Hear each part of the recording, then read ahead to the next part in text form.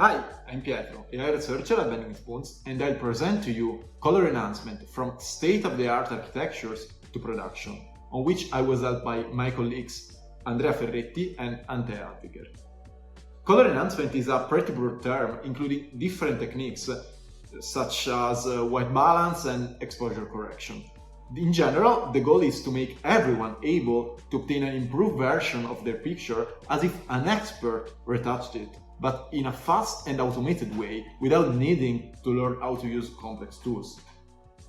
A straightforward way to approach a problem with artificial intelligence is supervised learning. After collecting many pairs, including input and target images, we can minimize the loss between the target and the prediction. In this way, the model can learn a particular enhancement style. We can divide color enhancement supervised methods into two groups: parametric and direct approaches. A parametric method learns a sequence of simple and interpretable actions like adjusting the contrast, increasing the exposure, or making the image a little more green. On the other hand, direct methods directly predict the output image without explaining how and why they obtained it. For these reasons, direct methods are black boxes. Their advantage, however, is that literature has shown they tend to get better results. Color enhancement is challenging for many reasons, but the main one is surely subjectiveness. Even if some basic concepts and preferences about color enhancement are largely shared by everyone, different people, even experts, can easily disagree on the best way to enhance a picture. Here, for example, you can see how two experts improve the same image in radically dissimilar ways, while on the left they prefer a result more faithful to the input image and also probably more faithful to the actual lighting of the scene. On the right, the expert opted for more warmer and more vibrant colors. For this reason, it's not sufficient to have good performances on that benchmark datasets, but understanding user preferences is critical to deploying a successful model in production. Recent literature focus on adaptive 3D lookup tables as the most promising method to solve color enhancement. This concept is familiar to the image enhancement field, since 3D lookup tables were already used in computer vision, in traditional computer vision, for many tasks, including color transformations. They are indeed three-dimensional matrices where each axis represents one color component. For example, in the RGB color space, the axes represent the red, the green, and the blue components. While in the traditional computer vision, experts manually handcrafted 3D lookup tables in a very time-consuming way, with deep learning, we can learn them faster and adapt them for each image to obtain the best results. Let's see an easy example to understand better how 3D lookup tables works. So, 3D lookup tables are applied pixel-wise. So let's assume we have to transform a red pixel, which is a pixel with a red component equal to 255, which is the maximum, while green and blue components equal to 0, which of course is the minimum.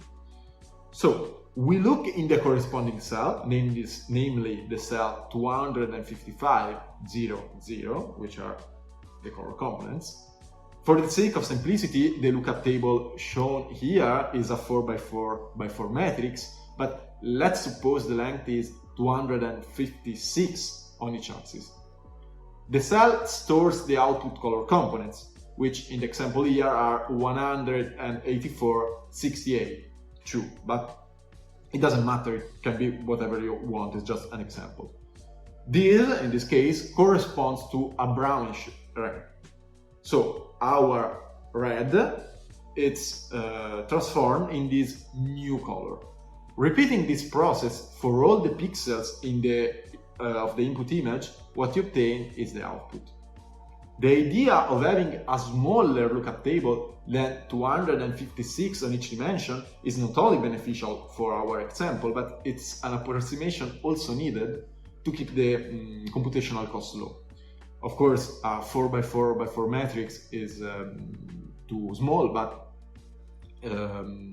lookup tables of size 33 on each dimension are usually used.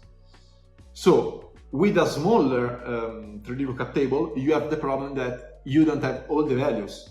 So, trilinear interpolation is employed to get the value of missing cells.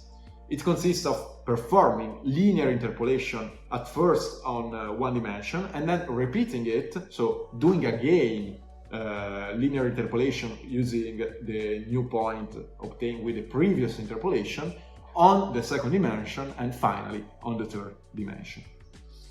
The state-of-the-art paper for color enhancement is ADAINT, Learning Adaptive Intervals for 3D Lookup Tables. The paper proposes a model directly predicting a 3D lookup table adapted for the input image.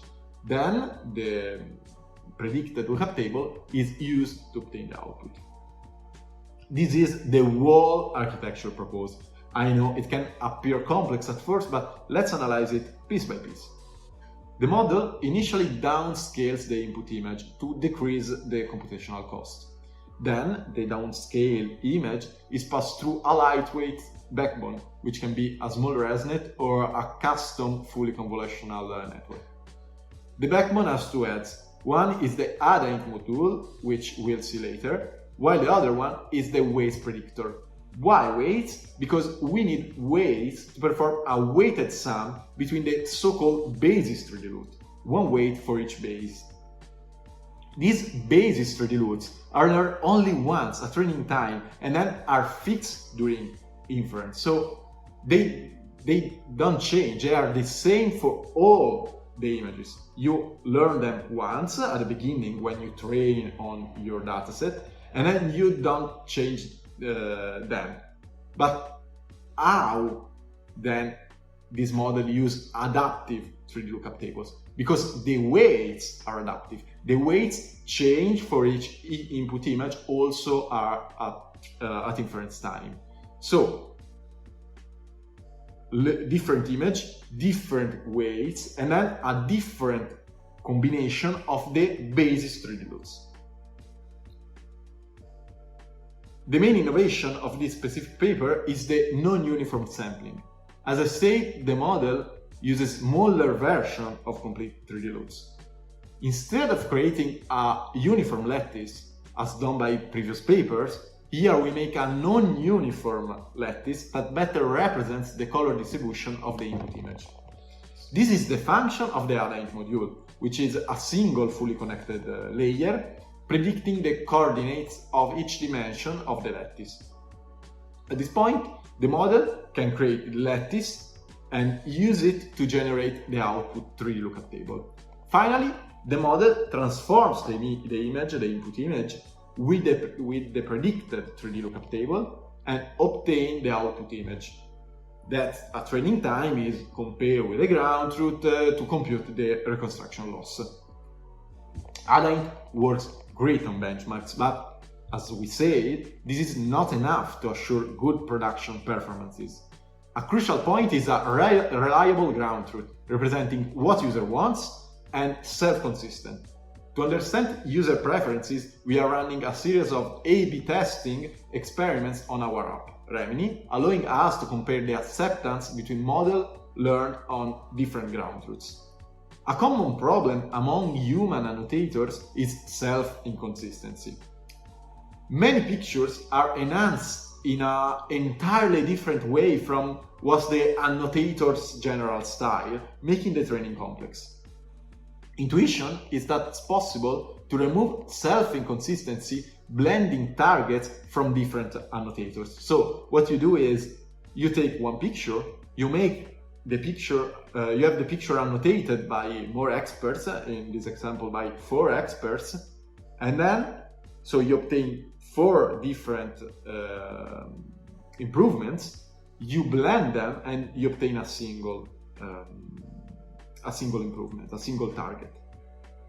In this way, what you obtain is that you average out the outliers, or at least this is the intuition. To confirm this intuition, we can compare the same model trained on a single expert against the one trained on a blending between multiple experts using the same training settings.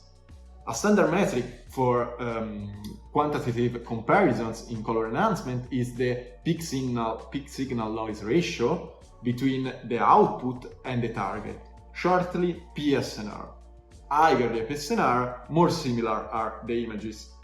As you can see, using the blending version, we can obtain an higher PSNR, an higher average PSNR on the whole validation set. But this datum alone is not enough. Indeed, a possible explanation could be that the blended target is more similar to the input than the single expert target.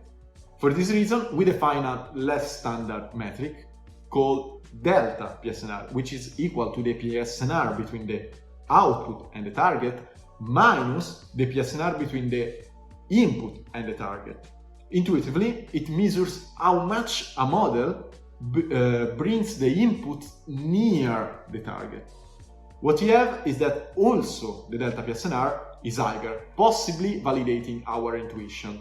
For comparison, in the table, you can also see the results when we target a non-human annotator, that in this case is the autotone mode of Lightroom, very common to use for